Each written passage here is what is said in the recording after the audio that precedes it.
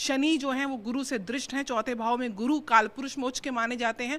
तो बहुत ही एक प्रकार से एक आइडियल कुंडली जिसे मैं कहती हूँ, जिस प्रकार से प्रधानमंत्री मोदी विश्व पटल पर एक प्रकार से सर्वोच्च प्रसिद्ध वाले नेता बने हैं, और जो जियो पॉलिटिकल लेवल पे भारत की आज स्थिति बनी है, हमारी जीडीपी की ग्रोथ हम देख रहे हैं, 5वीं बड़ी अर्थव्यवस्था बन चुके हैं, 4थी बड़ी हमारा रक्षा तंत्र बन चुका है, दूसरा बड़ा मैन्युफैक्चरिंग सेक्टर हम मोबाइल में बन चुके हैं, ऑटोमोबाइल, सोलराइजेशन, मतलब जो हम टेक्नोलॉजी लेके आ रहे हैं, सेमीकंडक्टर्स की लेके जा रहे हैं, जिस प्रकार से जन कल्याण योजनाएं मोदी जी के कार्यकाल में हमने देखी हैं, चाहे वो डायरेक्ट टैक्स बेनिफिट हो या फिर पानी की व्यवस्था हो, आखिरी गांव तक सड़क पहुंचाना हो, इंफ्रास्ट्रक्चर हो, या कोविड की महामारी में भी जिस प्रकार से मेकिंग इंडिया के अंतर्गत हमने एनटीजीएस अपनी वैक्सीन बनाई है और विश्व भर में उसको सेवाएं दी हैं फ्री में। तो ओवरऑल अगर आप देखेंगे भारत की विश्व पटल पे जाए, युद्ध में मध्यस्थता की अगर बात कोई कर पा रहा है विश्व पटल पे, तो उसके लिए भी भारत की तरफ डुगडुगी लगा के देखते हैं। बिल्कुल नजर भारत की तरफ, निश्चित रूप से जो विश्व गुरु की परिकल्पना लेके 2047 तक भारत को टॉप पे पहुंचाने की जो एक संकल्प के साथ मोदी जी आगे बढ़े हैं, कहीं ना कहीं ये वर्ष उसके तरफ बहुत एग्रेसिव देखा जाएगा। इस वर्ष कहीं ना कहीं आप ये भी देखेंगे कि विपक्ष की भी ताकत बढ़ेगी, विपक्ष की ताकत बढ़ेगी, संसद में बहुत हलचल। थोड़ा सा मैं जानना चाहूंगी, राहुल गांधी और प्रियंका गांधी की एंट्री हुई है पॉलिटिक्स में, क्या कहेंगी आप? राहुल गांधी जी की व्यक्तिगत कुंडली हमको एग्जैक्ट नहीं मिलती है, लेकिन प्रियंका जी की कुंडली मिली है।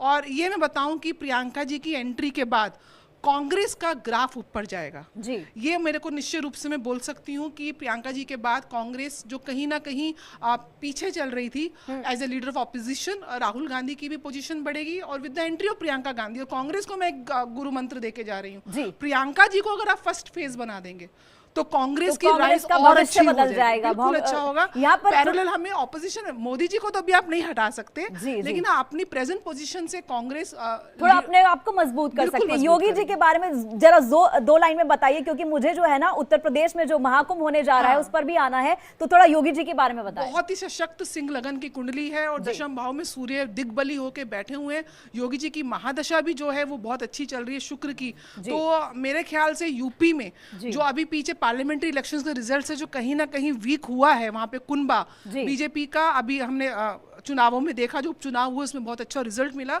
और प्रेजेंटली ये भी देखने को मिल रहा है कि इस वर्ष जो है जो हमारे रिलीजियस प्लेसेस हैं उनका जीर्णोद्धार होगा, उनकी एक प्रकार से उनका नवीनीकरण होगा। जिस प्रकार से संभल का मुद्दा सामने आया है, अयोध्या में तो श्रद्धालु इतिहास रच रहे हैं कि जहां ताजमहल लोग देखने आते थे, अब अयोध्या का नाम सबसे पहले है। मंजू जी आपके पास आना चाहूंगी, अगर हम यहाँ पर बात करते हैं आध्यात्म की, आध्यात्म का कैसा रहने वाला है? क्योंकि अगर हम बात यहाँ पर करते हैं कि कोविड के बाद हमने बहुत कुछ सीखा है, हम मेडिटेशन में भी आए हैं, हम प्रकृति के पास भी गए हैं, और जो साल की शुरुआत होती है वो पहले त्योहार से हो रही है, और वो त्योहार है मकर संक्रांति का त्योहार, और 12 साल बाद महाकुंभ लग रहा है। मंजू जी।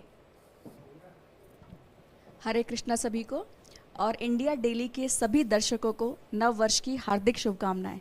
जैसा कि आपने कहा आध्यात्म, भारत देश तो आध्यात्म गुरु था ही, क्योंकि उसका नाम पहले इंडिया था, जिसका टोटल 3 पे आता है। थोड़ा सा ये भी मैं विस्तार से बता देती हूँ। और अभी अंक शास्त्र के अकॉर्डिंग उसका टोटल 6 पे आ रहा है। तो आप देखेंगे 6 नंबर क्या देता है, लग्जरी। तो 10-15 साल में हमारी जो जीडीपी ग्रोथ है वो बहुत ज़्यादा आगे बढ़ने वाली है। तो इसके लिए सभी को बहुत बहुत शुभकामनाएं, सभी भारतवासियों को। और अब मैं बताऊंगी आपको अध्यात्म के बारे में। जैसे कि आपने कहा कुंभ लगने वाला है, यस निश्चित रूप से कुंभ लगने वाला है। जब सूर्य उत्तरायण में आते हैं तब कुंभ लगता है, क्योंकि तुलसीदास जी ने भी यहाँ पर थोड़ा सा लिखा है कि माघ मरगत रवि जब होई, तीरथ पतई आवे सब कोई, देव दनुज के नर नर श्रेणी, सादर मज्जहि सकल त्रिवेणी। तो सभी लोग आके त्रिवेणी में स्नान करते हैं। माघ मास की बड़ी महिमा है, क्योंकि जब सूर्य मकर संक्रांति में आते हैं तो वो उत्तरायण में आते हैं, और जब उत्तरायण में होते हैं तो दान पुण्य का महत्व बहुत ज़्यादा बढ़ जाता है जी। तो आप कुंभ जा सकें तो वहाँ पर दान पुण्य करें, और ना जा सकें तो अपने घर भी आप दान पुण्य कर सकते हैं, क्योंकि मकर संक्रांति पर तो सभी लोग दान पुण्य करते ही हैं। और हम तो भारतवासी हैं, कबीर जी को भी मानते हैं, और कबीर जी स्वयं ही कह रहे हैं दान दिए धन ना घटे, कह गए दास कबीर। तो यथा योग्य सब दान अवश्य करें।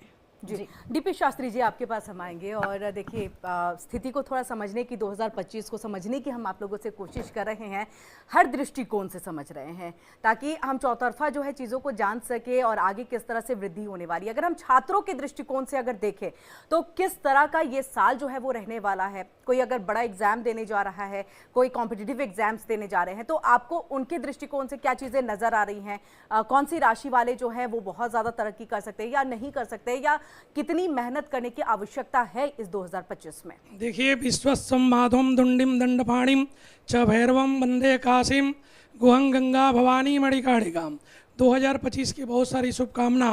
ये वर्ष मंगल का वर्ष है, केतु का वर्ष है, उत्तराषाढ़ा नक्षत्र में वर्ष का प्रारंभ हो रहा है।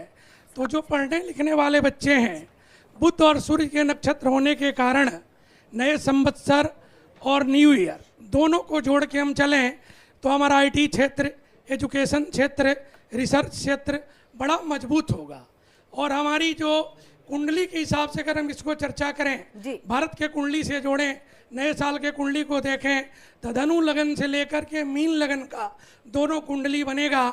मीन लगन का नए संवत में बनेगा, पंचग्रही योग के साथ बनेगा। 29 मार्च के बाद शनि परिवर्तन करेंगे, मीन राशि में जाएंगे तो हमारा पढ़ाई भी, एजुकेशन भी, अन्यथा आईटी क्षेत्र के साथ इंपोर्ट एक्सपोर्ट, आयात निर्यात सब क्षेत्र सुधरेगा, फाइनेंस सुधरेगा। हमारा लोहा से लेकर के कॉपर, मेटल, गोल्ड, इसमें भी बड़ी वृद्धि होगी। और बुध के नक्षत्र रेवती जो मिलेगा 30 मार्च को, वो तो विद्या का कारक ही है, एजुकेशन का कारक ही है। तो विदेशी जो नीति है भारत की बड़ी मजबूत होगी और हम अपने पश्चिम कंट्री से संबंध मधुर रखेंगे। कोई एक ऐसा कंट्री होगा जो पूरे विश्व के पटल पे लुप्त हो जाएगा, मिट जाएगा, लेकिन भारत की स्थिति धर्म से लेके, कुंभ से लेकर के 14 मई के बाद और नवंबर तक जो देवगुरु बृहस्पति चेंज करेंगे उसमें बड़ा मजबूत होगा। 30 वर्ष बाद शनिदेव भी परिवर्तन किए हैं तो उसका भी लाभ मिलेगा। जी, छात्रों के दृष्टिकोण से अगर वो आउट ऑफ इंडिया जा करके कुछ करना चाहते हैं, पढ़ाई करना चाहते हैं, तो उस दृष्टिकोण से फिर कैसा रहेगा? मार्च से लेकर के नवंबर तक बड़ा शुभ समय रहेगा। बच्चों को वीजा भी आसान से मिलेगा। अदर कंट्री में हमारा जो मान सम्मान देवगुरु बृहस्पति से, सरकार के योग से, प्रकृति के योग से जो बढ़ा है, उसमें हमारी ख्याति बढ़ी है। किसी कंट्री में हमारे बच्चे जाएं, किसी कंट्री के बच्चे भारत आ रहे हैं, तो आज का जो युग है वो ऐसा सनातन का युग है कि आप पढ़ाई से लेकर के, धर्म से लेके, संस्कृति, संस्कार, सबका उदय काल हो चुका है। तो 2025 बृहस्पति, मंगल, सूर्य, मंत्री, राजा होने के कारण इस क्षेत्र को मजबूत करेंगे। बड़े आसानी से 2025 में हमारे बच्चे रिसर्च करके, पढ़ाई करके पूरे वर्ल्ड को कुछ ना कुछ प्रदान करेंगे। जी, 2025 की कुंडली क्या कहती है? बच्चों को किस में अपना फ्यूचर बनाना चाहिए, क्योंकि साइंस और टेक्नोलॉजी का जमाना है। कैसा रहेगा साइंस और टेक्नोलॉजी? देखिए, उत्तराषाढ़ा नक्षत्र में 9 वर्ष आ रहा है तो आईटी क्षेत्र तो रहेगा। आईटी क्षेत्र में बच्चे रहें, साइंस का युग है। और बुध के नक्षत्र में नया वर्ष जो है तो सनातन का युग है। तो जो व्यक्ति अपने क्षेत्र में, जो बच्चे आईटी से हैं, कॉमर्स से हैं, सीए करना चाहते हैं, जो भी लेटेस्ट पढ़ाई करना चाहते हैं, खास करके सूर्य के नक्षत्र होने से पूर्वोत्तर कंट्री जिस तरह ऑस्ट्रेलिया, यूरोप में जो बच्चे पटल करेंगे, आगे चलेंगे, वहाँ उनका बड़ा कैरियर बनेगा।